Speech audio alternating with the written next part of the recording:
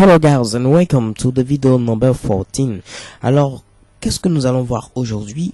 Nous allons aujourd'hui apprendre tout simplement à maîtriser la notion de balise de type bloc et balise de type en ligne en quelque sorte.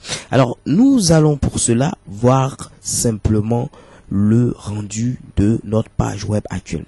Alors, les différents H1 que nous avons ici sont des éléments de type bloc, étant donné que ces éléments possèdent par défaut une largeur, également une marge, que ce soit une marge extérieure comme une marge intérieure, possèdent également, disons, la propriété de pouvoir apparaître bloc après bloc, donc pas les uns à la suite des autres. Je vais vous montrer un autre type de balise pour que vous voyez les éléments de type en ligne.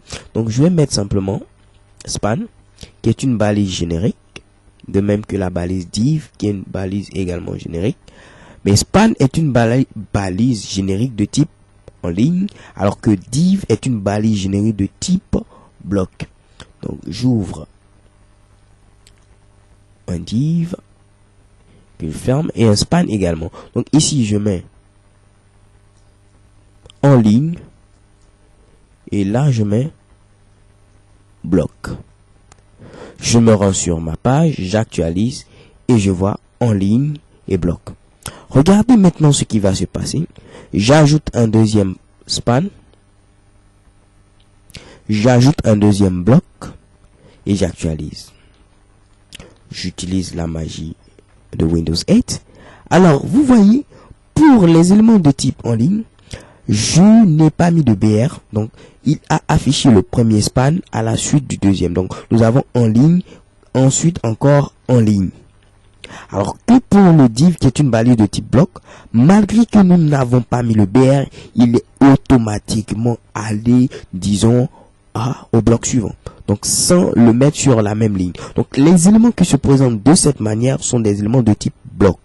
Et ceux qui se présentent de cette manière, sont des éléments de type en ligne. Ok?